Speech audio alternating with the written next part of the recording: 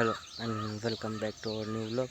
आज तारीख है 20 अप्रैल 2025 और अभी एक काम से खेत में आए थे। अभी इसमें क्या है कि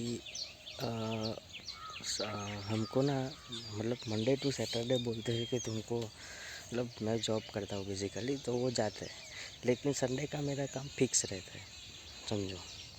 ठीक है, ये देखो, संडे का अपना काम फिक्स है कि इधर आओ, बराबर है। और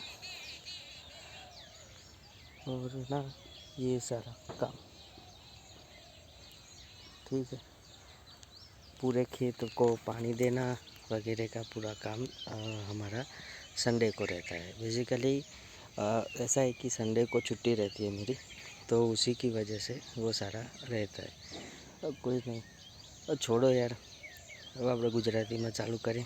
આગલી બે વિડીયોમાં તમે જોયું હશે, પણ એક પ્રોબ્લેમ છે, તમે લોકોના જોતા નહીં પૂરી વિડીયો, એટલે કંઈ નહીં, ચાલો બતાવીએ કેવી રીતે ચાલુ થાય છે।